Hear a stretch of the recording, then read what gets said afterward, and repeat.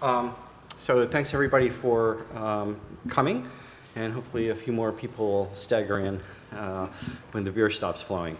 So we're going to follow up on actually a very interesting session this morning on best practices around data, and extend that discussion both to include data, but also Monica is here and will talk about some new recommendations that have come out on authorship standards for journals. I'm also going to talk, in many ways, data includes software because you cannot understand often what has happened to data without understanding the software and code that's processed that. And many journals have recently implemented some standards around open software. So we'll extend data to include data around authorship and data, how the data got to where it did. So in addition to, I think this morning's session covered a lot of the reasons for open data and open software. The one I would add to and emphasize is it's to me and many of us here, it's actually core to the integrity of what we're publishing.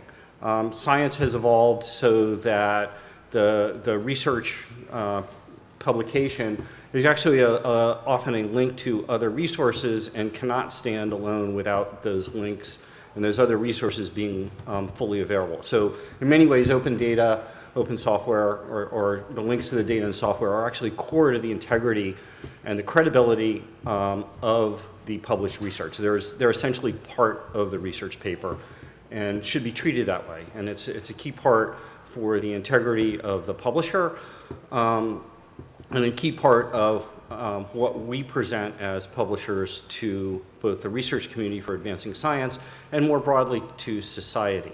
And so I don't think that it can be separated. And I like to think about these things on that high level plane that essentially the risk of not having open data and code is a reputational risk. It's not just a reputational risk for the publisher, it's a reputational risk for science and the advancement of science in general, and the way science is perceived by society and essentially our social contract with society. So what we would like to talk about today is some of the emerging best practices. You heard this morning some ways that journals are implementing open data, and what we'd like to go through is some of the best practices and how journals might aspire to implement those best practices even down in the trenches. So we have an excellent panel today. As I mentioned, Monica Bradford from Science will talk on some new author guidelines and around open author credit and how to implement that has just been proposed. Lynn from Research Data Alliance will talk on best practices around data. David Miller from the Center for Open Science will talk about implementing the top guidelines. And then I'll finish up with some software, best practices on software. We're going to try something new in the way of best practices. If you'd like to queue up any questions during any of the presentations. So we're each going to talk for about 10 minutes each. There's a little app, a web app called Slido, sli.do, and then enter the code 7077. And you can type a question. You can also vote for a question that you like if someone else has done it.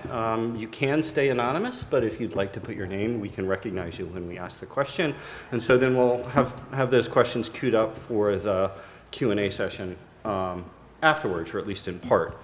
So as a way of quickly further introducing this, many publishers, and I suspect many of the ones that are in this room or at this meeting, have actually signed on to best practice standards and guidelines. And these include the top guidelines, of which I looked last week, and there were 2,900 journals. There may be a few more now that have signed up.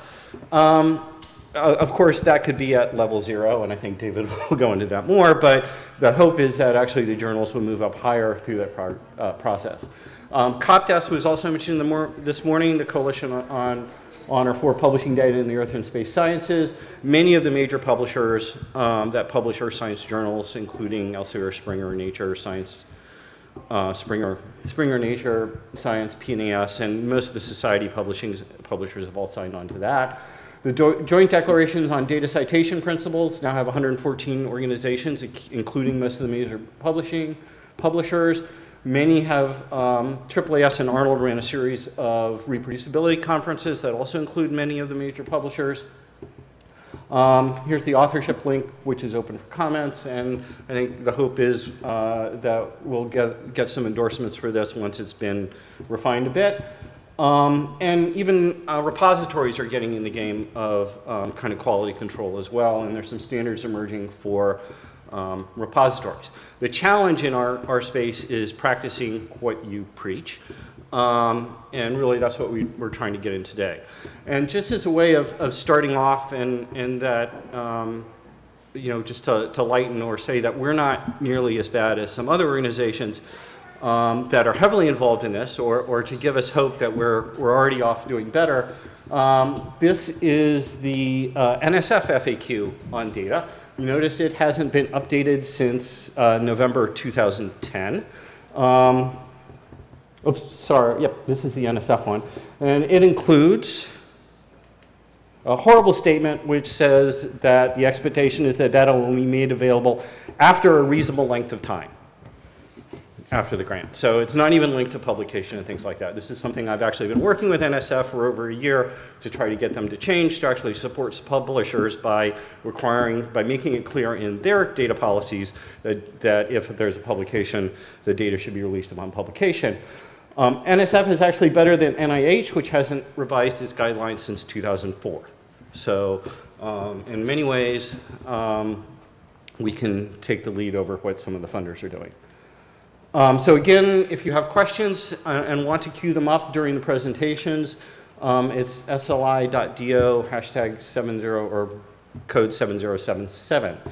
And so with that, we'll turn it over to Monica Bradford from Science. Oops.